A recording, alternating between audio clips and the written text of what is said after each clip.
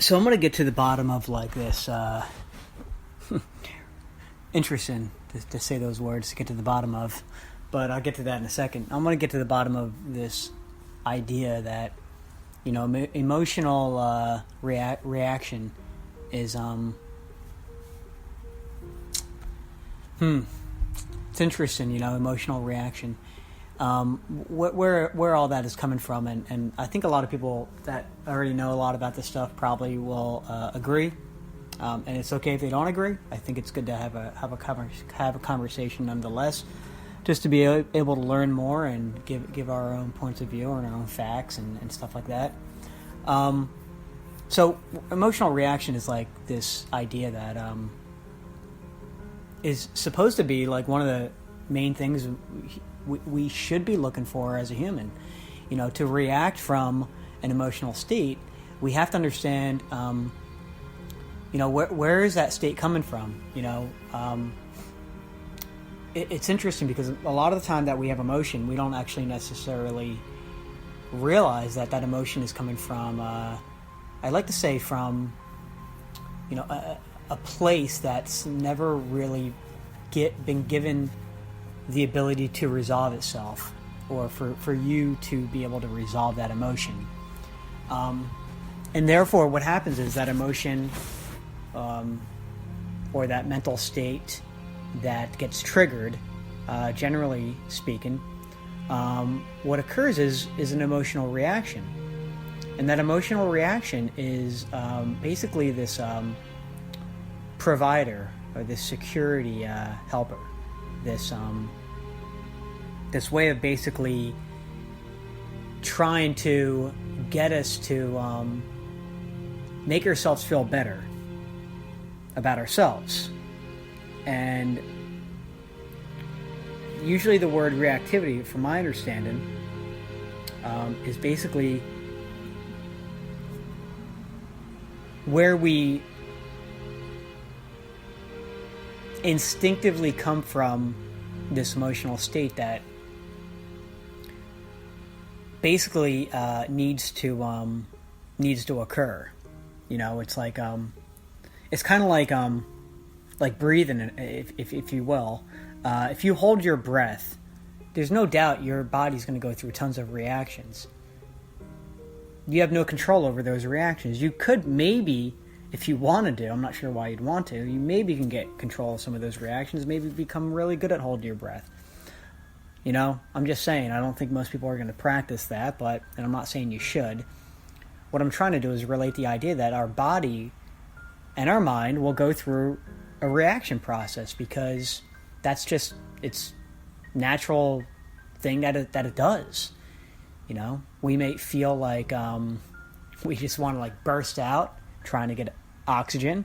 We might feel like this pressure in our brain or in our chest. Whatever the case is, we might feel all these sensations.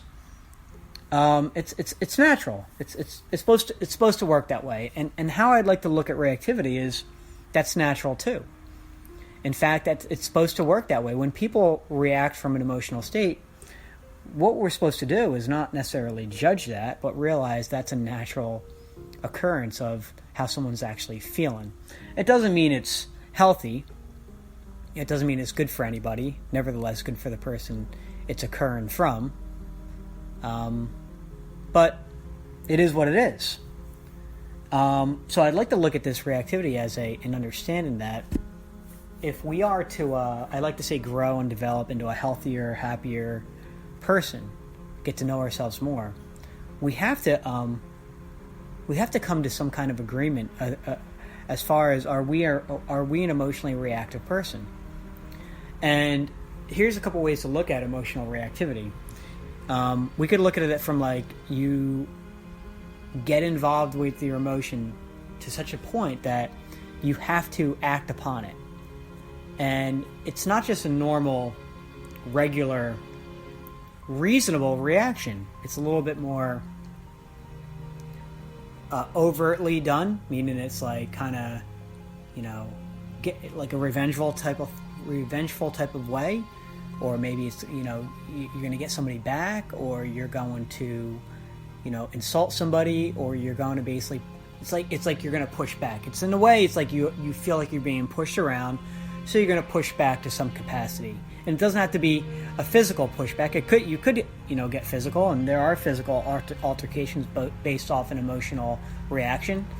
But when I say pushback, it's like, you're basically getting somebody back, or you're basically standing your ground and you're pushing back, saying, I'm not tolerating that. And of course, I'm being very vague here, and I should be, because we're all going to have an interpretation of what that looks like. But I think we could all agree that it looks like something, right? It looks like a particular situation, or could be a particular situation. And the idea here is that's reactivity. That's reactivity. And one thing that also gets not looked at is reactivity also is doing nothing. And that may sound strange, because it's like reacting is doing something. How could reacting be doing nothing? Well, the idea that I'm coming from here is, when we do nothing, we're avoiding. And avoiding is a reaction. And then when we avoid, what also happens is we will support that avoidance. Meaning, we'll say it's not worth it. We'll say,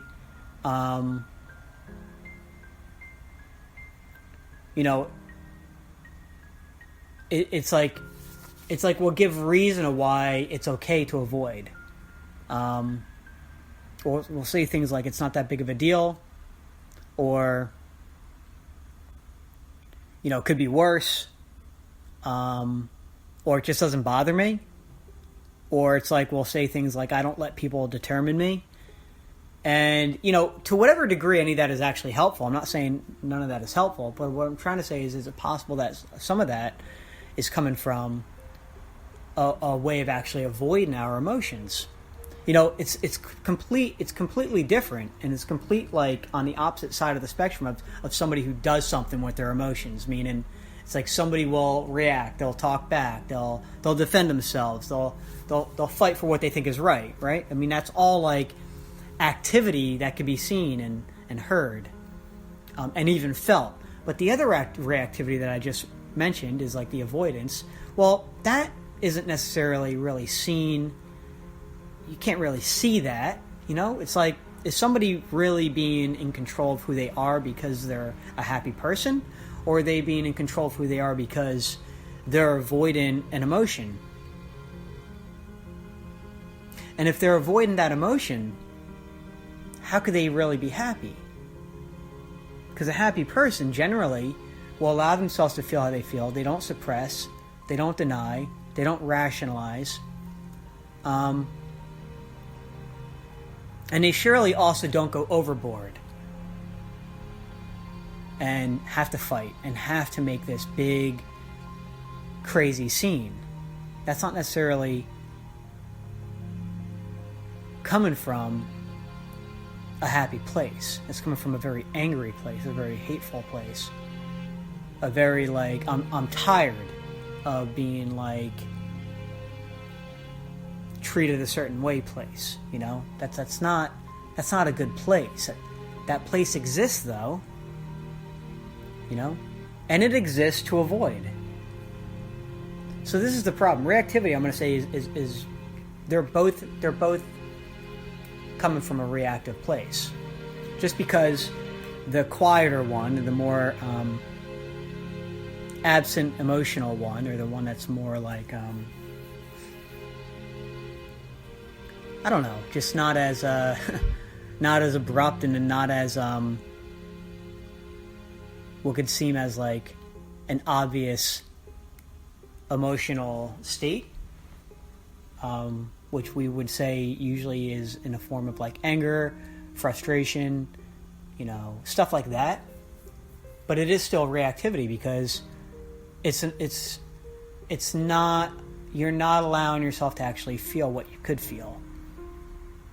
And people develop personality styles off that particular state of being, and they also develop a personality style of someone who's like more strong-minded and being like, no, that's garbage, I'm not going to tolerate that, and they go into such depths which they find some freedom with being able to actually feel. But both are a reactive state. Both are coming from a state of not allowing yourself to just feel. And that may not make much sense, because if you think about it, someone who's like overreacting, they're definitely feeling, but they're not just feeling. You see, there's a difference. When you use the word just, you isolate whatever you're referring to from everything else. It's like if I just said I'm going to, I just use the word just, but it's like we use it all the time, and just singularly points out what you're doing. It's like if I said I'm just going to stand up, then what would I do? I would just stand up, right? Or I'm just going to go do that. Well, then you're just going to go do that. But when you react from such an emotional standpoint, then yes, you are allowing yourself to feel emotional, but you're also allowing yourself to react. You're not just doing one or the other. They go together simultaneously. It's like they belong together. And the idea is, why aren't we just allowing ourselves to feel emotionally? But we have to add the reactive part to it, you see? There's a big difference. The just emotional just doesn't occur. It has to occur with an action. It has to occur with thinking of, I'm going to do something, instead of just feeling. Now, I'm not saying you shouldn't react. I'm not saying you shouldn't do something about anything. But what I'm saying is, what does it look like, and what does it feel like to just be emotional without entertaining it with additional thoughts, with additional feelings, with additional actions? What does emotion just look like on its own?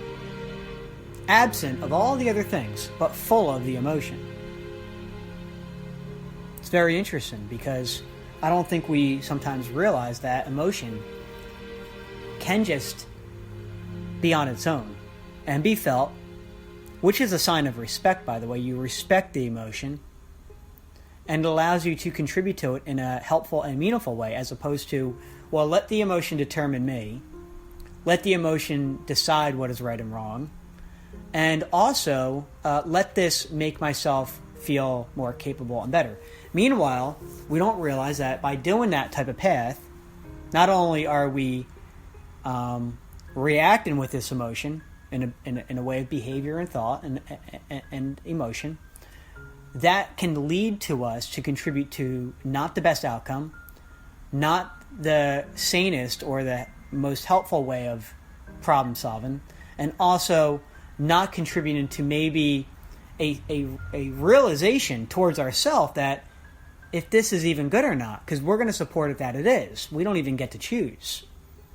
It's too hard. It's too strong. We have to support it. We don't actually take the standpoint of let me just feel it and be with it for a minute, even just 60 seconds. We can't even do that. We could realize then how self-destructive emotion can be, but not necessarily emotion on its own is self-destructive. Emotion on itself is powerless. The only thing that gives the emotion its power is an action or a thought. Just being with the emotion is allowed to exist. But when we also suppress it and deny it and prevent it, that's also a form of reactivity. So on the opposite side of the spectrum of this reactivity of like, oh, it's so obvious, I'm like coming from this very strong emotional state, we look at the other side where it's quieter, it's more suppressed, it's more like I'm just a chilled person, or I'm just I'm easygoing, or I don't let things bother me. And we could say maybe there's some goodness to that, maybe there's some helpfulness to that, but how do we know that's even coming from a good place? How do we know we're not actually just suppressing our own emotion? How do we know? How does anyone know that? How do you know that the personality style you develop from what's to seem to be helpful because you could think better, you don't cause something that maybe you'll overreact from. Maybe something as a result of that you're not going to regret. Maybe you seem more able to handle emotions, and maybe you could even seem more emotionally stable. Not only that, more physically healthy, because those emotions aren't destroying your body. And in addition, you could seem more like emotionally intelligent. Like, I could notice other people's emotional state. I can sense. I could feel. I could feel my own emotional state. I could sense it, but I don't actually feel it, because I'm not able to feel it. I'm not allowing myself to feel it. I'm not contributing to the feeling perspective. So what's happening is, because we're not allowing ourselves to feel it, where normally, if you did, you probably would react, or you wouldn't know what to do, or you'd need help. And instead, some people develop a personality style that's more relaxed, that's more easygoing, that's more, what we could say, capable. So I'm not saying any of that is wrong. What I am saying is, I think it's suppressing our ability to actually feel how we should feel. So both ways on this spectrum, I think, are a problem. Because on one hand, we're overreacting, we're overdoing it, we're overfeeding. And then on the other hand, it's like we're denying, we're preventing, we're ignoring, we're suppressing. And we might even call that's okay and normal and whatever. And those people who do that, they may end up at some point in their life not realizing they're doing that, and then eventually become an over-emotional person, because they realize, wait, I always was a little bit quieter about things. I was more reserved. I was more this. I was more that. And I'm done doing that. I'm now standing up for what is right. I'm standing up for what needs to be done.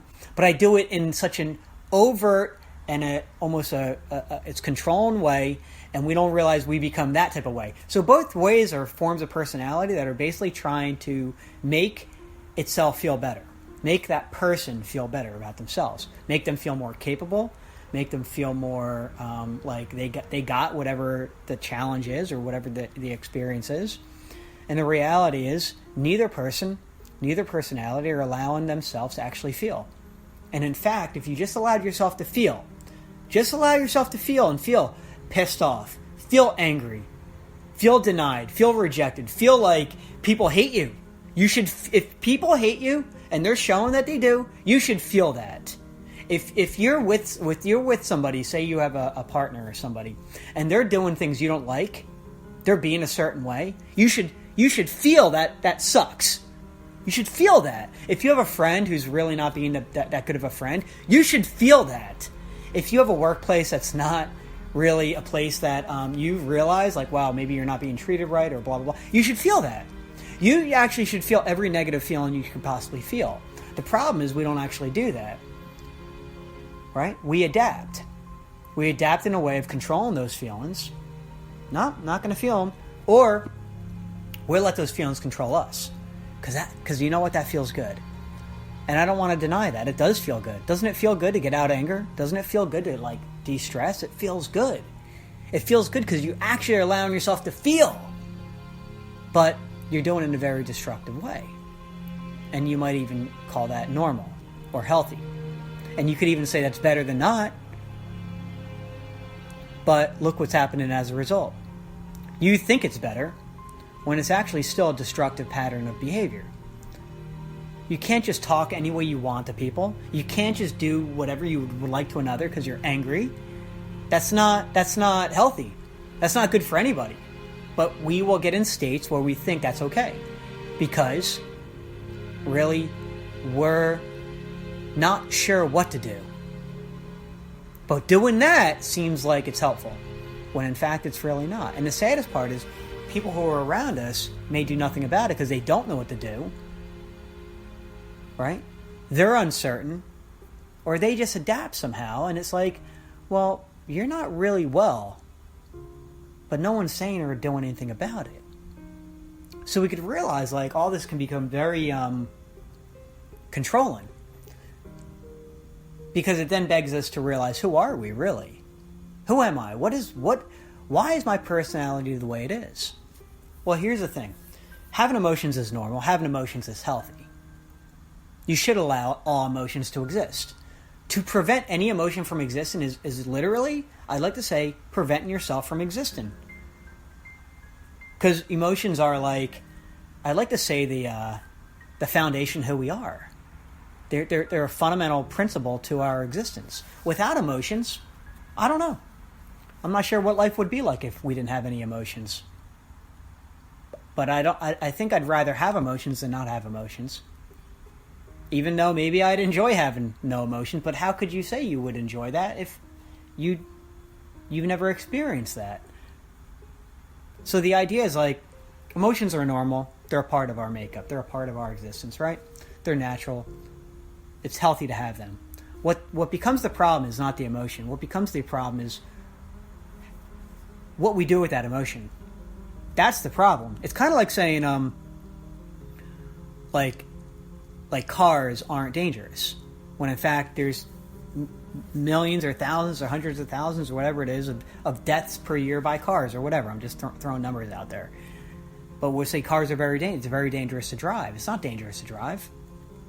The person who's driving is dangerous. Car in itself is just a car. Or if we were to say drugs are dangerous. You know, so many people get hooked to drugs and how bad they are. And of course, there should be something that can be done about that. But the problem is, the drug in itself is harmless. It's just an object sitting in space. It doesn't have any idea of what it's doing.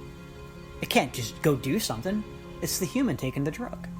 The human, so it's always a human problem. It's not it's not like we could say like, oh, this world is crap, or this world is bad, or people are horrible. You know, we blame so much, but we don't realize it's a human being that's existing in the way that they're existing. That's the problem. So we have to look at each person as who they are and why they are. So when we look at emotions on their own are not bad. They're not evil. They're an emotion. They can't. An emotion can't do anything without someone doing something with it. You know, it's just like, in a way, it's just like an object. I don't want to like belittle an emotion and say it's nothing. Like it's like an object. I mean, of course, it's much more powerful and much more. It's something we experience, right? It's not just an object. But I'm trying to relate to the idea. It's in a way powerless. In a way, it can't do anything. It can't do anything without you. So here's the deal. That emotion should be felt. It should be experienced. It should exist. But instead what we do is we use it. We use it to do something for and do something with. And the problem is, here's the problem with that. That in and of itself isn't really a big deal, because I didn't mention what we're doing with that emotion, or what behaviors are we doing with that emotion? Because you should do something with it. The problem is we get to such a place that emotion becomes, I like to say,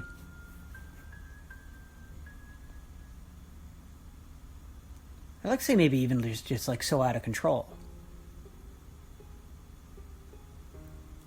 And what happens as a result is we end up not realizing exactly where that emotion is coming from. And we think, because we have the emotion, it needs to exist. And if you do believe that, then I'd say I agree with that too. You have the emotion, it needs to exist. But by not realizing where is that emotion coming from, we don't actually necessarily realize that emotion is not coming from a really healthy, helpful place. It's coming from a place of hurt, anger, pain, denial, suppression, avoidance. It's coming from a place that it's tired of it. So that emotion, when it comes from a place like that, what happens is we become over-emotional. We become overbearing, over-controlling. Over this, too much. It's like too much. And it's like, we could see this all the time. People make fun of people on YouTube for getting over-emotional, calling them names and stuff. And I'm not saying you shouldn't call anybody names, whatever. You do what you think is right. But I think the idea is that emotion isn't just about the situation. It's not just about the emotion also. The emotion is from, it's rooted. It's rooted as if it's like, it's connected. It's connected to this very hurtful, sore place that we don't even realize. Because the real truth is, when that emotion occurs, if it is coming from that hurtful place, what happens is, it's almost as if like we're tapped into, like boom, like instantaneously to that place. And it's not that we are realizing, like we go back in time to like a place that was really hurtful and something that we've never really dealt with, or we kind of just push to the side maybe. It's not like we go back into this memory, because if that was the case, we'd be like, whoa, that just reminded me of something I experienced in life, and I was about to just be so angry and pissed off.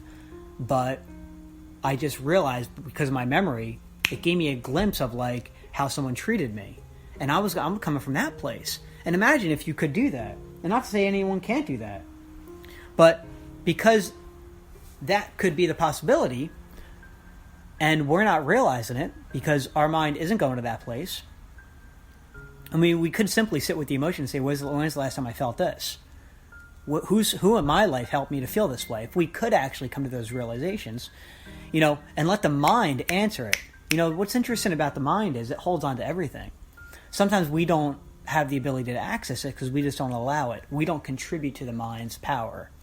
In fact, we just let the mind be what it is and contribute to us feeling more powerful.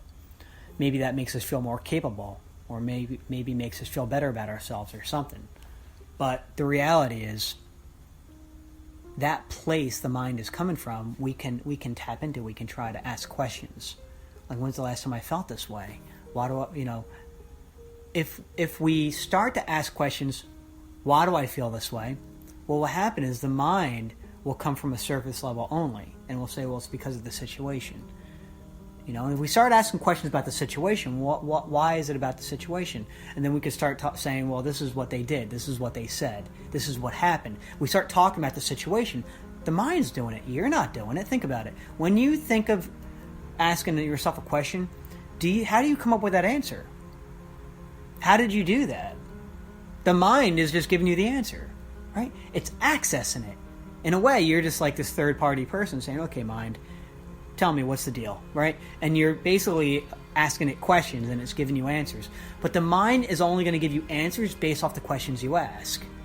We can realize that we are actually more in control than we could ever imagine, because you could look at your mind as like the teacher, in a way, as a teacher, and whatever question you ask a teacher, they're going to give you an answer based off your question. And you could sit there as a student and be like, no, that's not what I meant.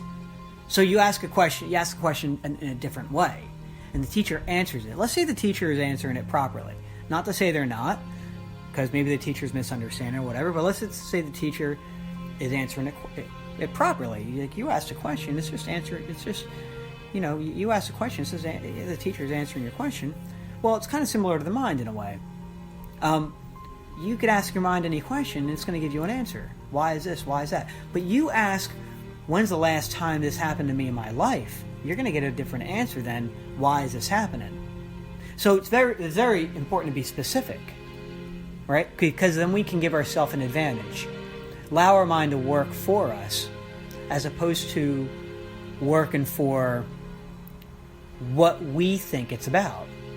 So in fact, when our emotion gets so triggered, we may be actually more capable of not only just allowing that emotion to exist, contributing to that emotion to exist, respecting that emotion exists, but we could also then realize, maybe I can access some information here. And that's hard to do in that moment, because when you're angry and you're frustrated and someone's pissing you off, of course you're going to maybe come from a reactive standpoint, which isn't coming from a conscious way of being, which isn't coming from a logical perspective. It's coming from a place of, I'm angry, I'm pissed off, and I'm going to do something about it.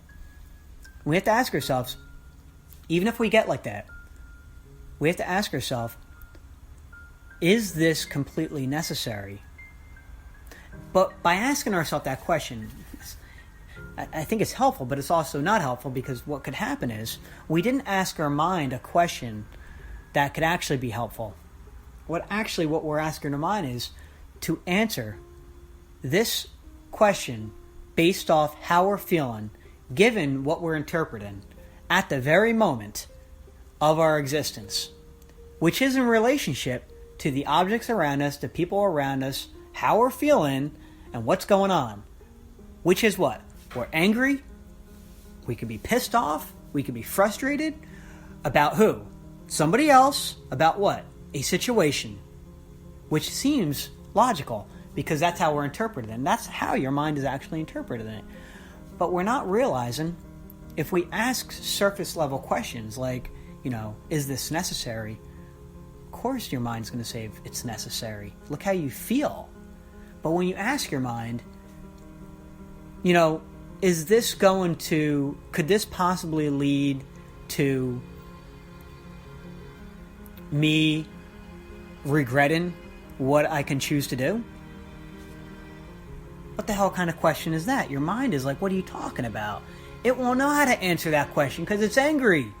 But you give it a second, you say, answer this question. It might actually give you an honest answer.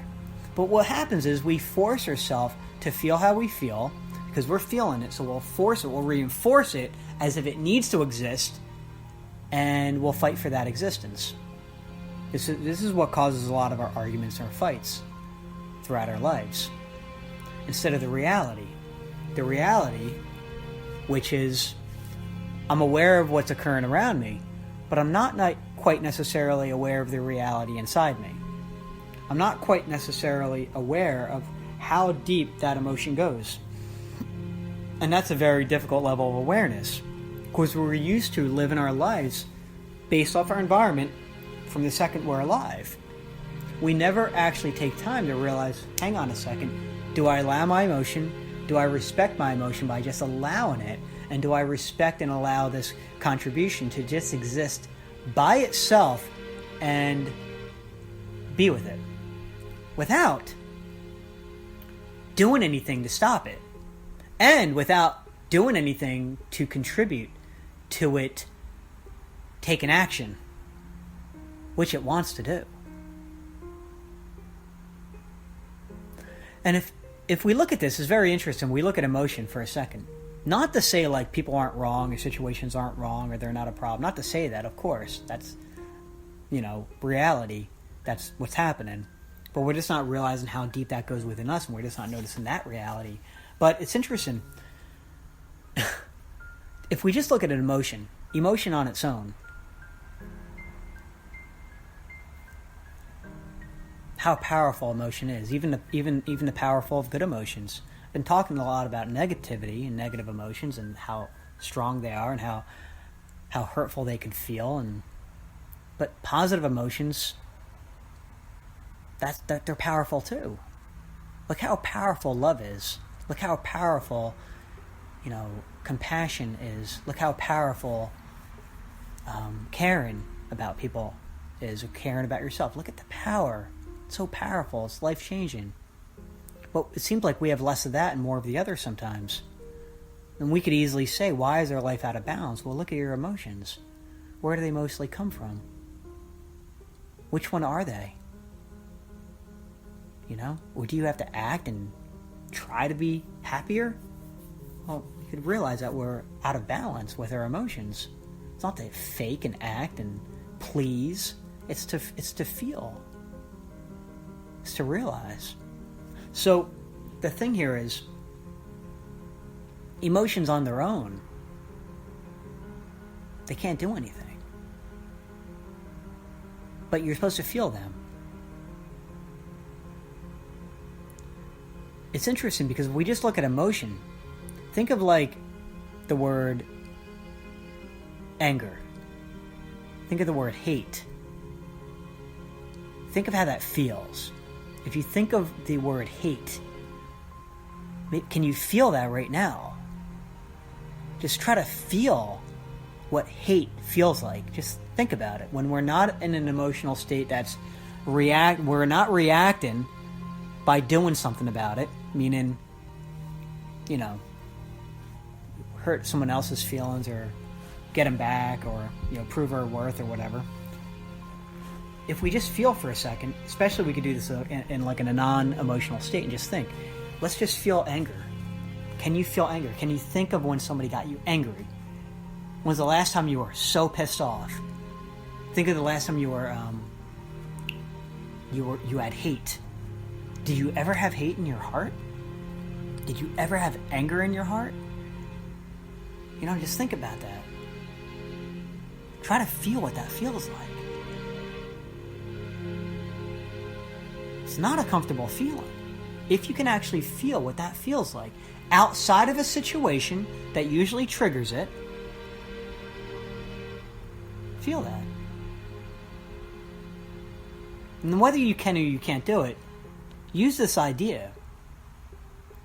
It's that we're feeling that we don't want to feel. Like, if you think about it, situations suck, I get it. People can be horrible, I get it.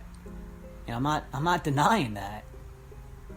But a lot of the time, if you think about it, and we're feeling this thing that sucks to feel, I hate feeling whatever it is, right?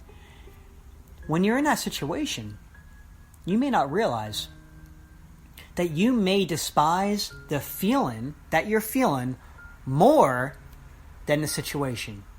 You may hate the feeling more than whoever triggered that feeling.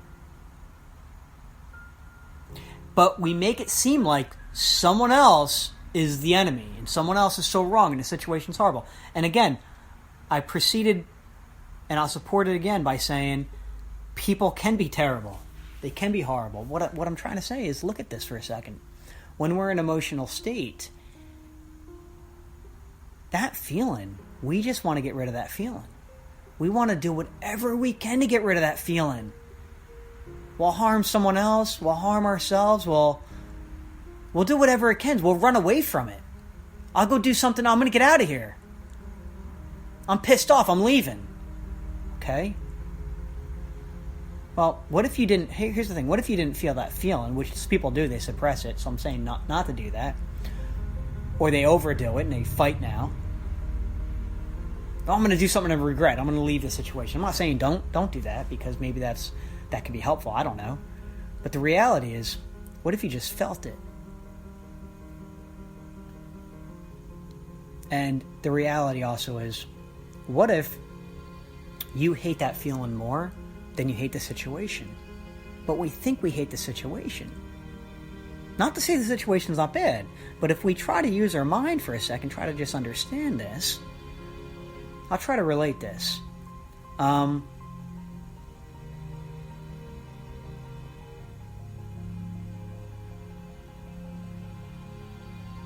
try to relate this. I'm just doing this on the fly, by the way, so hopefully I can make sense. If you put an ice cube in your hand, the ice cube on its own isn't a terrible thing. Actually, it can be a very helpful thing, right? The ice cube can help. It's used for a purpose, right? And we put that ice cube in our hand. We feel that ice cube, and it can start to feel, uncomfortable. We start to feel cold. We start to be almost intolerant of the ice cube. But here's where I'd like to put put like a wall, or split this in half. The ice cube and what you're feeling are different. What we could start to realize is we could blame the ice cube for everything. It sucks, I hate it, I hate ice cubes are the worst. The ice cube didn't do anything. Your reaction to the ice cube is what's doing it all. I'm not saying don't have the reaction. Don't have that feeling. But what I am saying is, If you split that in half and say, okay, the ice cube is different, and my emotional state at that point is different, although they seem like the same thing because one's contributing to me feeling, so it seems like that ice cube's doing something when it is, but it isn't. What if you didn't feel cold? What if for some reason you weren't able to feel like that bothered you? So the ice cube wouldn't be a problem. But we make it a problem when we can feel it being a problem. So the idea is, if we look deeper at this, so forget about the ice cube for a second. Just put that idea of the ice cube to the side and think of the emotion. Think of how that feels, how uncomfortable that feels. Now, I'm not saying you shouldn't feel uncomfortable. You should feel uncomfortable if that's your normal, natural reaction. I think most people would feel like that sucks. I don't want the ice cube to sit on my hand. I don't like the way it feels. And what happens is, if we felt that, okay, it's not the ice cube that's the problem anymore. Because the ice cube's out of the scene. Just feel that. Just feel what that would feel like without the ice cube in the scene. And it's hard to separate it because they belong together. One contributed to the other. But what I'm trying to say is, if we just focus on the feeling is very uncomfortable. It's not that the ice cube's uncomfortable. We have a hard time realizing that there's a separation here. There is, in all actuality, just an emotion that's existing. And of course it's existing because of the environment. The emotion wouldn't be there. But, nevertheless, the emotion is still there. We could say the emotion isn't there if the ice cube wasn't there. We could say that. But the emotion is what's uncomfortable. Is it not? We could say the ice cube's uncomfortable because it makes sense. But if we separate the ice cube just for a second and say, what's uncomfortable now? Feel how that ice cube felt. You could even do a test like this in your home and try to separate the idea that it's very uncomfortable to feel what's uncomfortable. It's very uncomfortable to feel those emotions. So in fact, what we are fighting against isn't necessarily the ice cube, it's those emotions. I'm going to throw the ice cube, I'm going to dry my hand off, I'm going to wipe it off really quick, I'm going to try to create warmth, I'm going to make my experience feel better. And we don't realize that it's actually the emotion that's extremely uncomfortable. We don't realize the difference.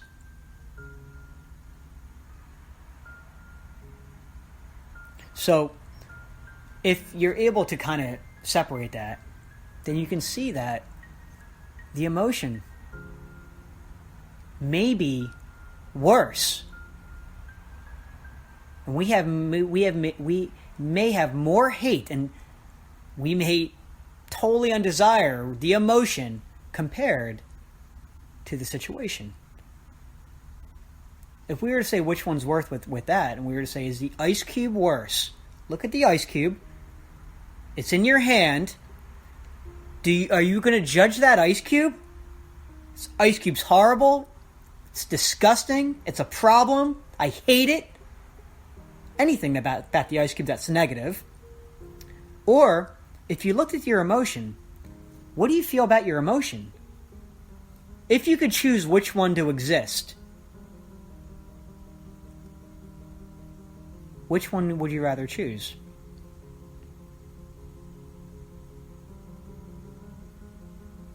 And we can see right there, it's like there is a separation here. Emotion is very uncomfortable. That's hard to work with. It's very difficult. But realize it will control you. Realize that it comes from, our emotional point of view comes from a very deep place that we're not even noticing. So I'm saying it's not to not be emotional. I think you should be emotional. But you should realize the difference. Not that is the emotion necessary, but where is it coming from? Because if the emotion is coming from a place that we aren't really realizing,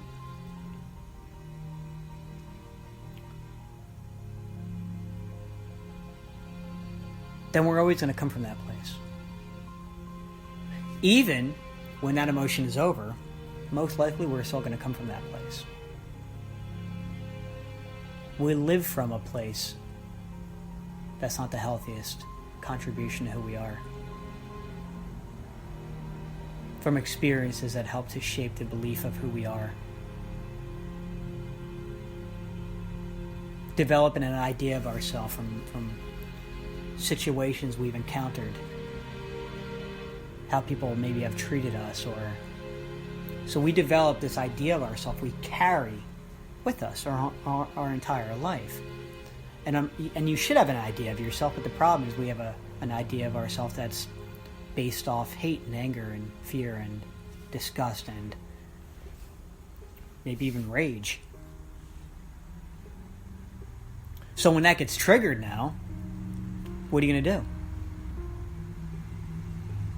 You gonna allow yourself to go to such degrees where it's out of control, or are you gonna deny it and not even feel it? Is that you think that's good for your body? You think that emotion went away just because you can't feel it? I mean, your heart's beating, you can't feel it until you pay attention to it, right? You could feel your lungs expand and contract the second you pay attention to it. So what makes you think just because you're not realizing where emotions actually go isn't occurring just because you can't feel it? Think about all the things that are existing at this very second without your awareness. Not only in the world, but just to your own human body. And we think we're in control. We're in control of our lives, we're in control of our mind, we're in control of everything. When in fact, we could be very much being controlled and not even notice it. So the idea here is, I think it's great to be emotional. I think it's great to come from an emotional state. I think it's great to feel your emotions. But what's not great is when we are coming from such a place that is coming from such a hurtful place and we don't even notice it. That's not good. And we can know the difference because there's depth to it. And in fact, if you sat with your anger when you're angry, you're sat with your uncomfortability when you're uncomfortable, you could realize there's depth there. There's depth you never even noticed. But instead, we won't sit with it. We'll become that reality, and we never really solve our own problems of never being emotional to begin with and never contributing to our emotions to exist in a reasonable way, in a respectful way, where they're no longer controlling us, but we're allowing them to just exist. And to know the difference basically is, how deep does that emotion go? How strong is your emotional reaction? How strong is it? And in all actuality, not to ask yourself this question, but the reality is it's most of the time it's not necessary. And most of the time it's totally out of control. And most of the time we hold on to it. We take it wherever we go. You know, most of the time it causes us to react to our families, to our friends. Something that happened at work. Like, what is this? We can say, well, look what happened at work. No, it's not necessarily look what happened at work. Let's look at your emotion. And not to say whatever happened at work isn't a problem, but the reality is, if you were coming from a healthier place, if you resolved those emotional states, if you were able to harness the ability of, there's something deeper going on in my life and I'm not realizing it, and I'm able to contribute to that degree, maybe whatever happens, you'll be much more in control. And not in like, I'm a doormat, just step on me. No. Maybe it would be different though. You would know what to say. You'd know how to say it. it wouldn't be something that you just have to beat around the bush about. It wouldn't be something that maybe you'd be in fear about, and it wouldn't come out in such in a way that would cause such a stir of craziness in your life with who you are, how you feel, and maybe another person. That's not to say another person can be very capable. The second we start to like solve our own problems and say that's wrong, but that's not your problem. Unless you're creating such havoc because you're in a state of havoc, that's different. But someone else, who knows what they're capable of? Who knows why they're capable of? Who knows what they're capable of? So I'd like to say that's where the idea of pick your battles comes in, and be careful. And there's a way to kind of work with all this, but the reality is we're more hurt than we could ever imagine, and we don't even notice it. And this is how we live. When good times are good, they're good. When bad times are bad, it's interesting. They could be bad, but they could be terrible. They could be horrendous. You know? What's that? Anyway, hoping any of this was helpful. Trying to just give some further insights. And anyway, just to realize yourself is the goal. I think, you don't realize yourself, then you are the way you are, and that's the way you'll always be. Not much more that can be done about that except try to work towards your own truth, your own existence, whatever that means to you, and just try to grow into a happier, healthier person. Try to get to know what that means according to your perspective. Anyway, take care. Thank you for listening.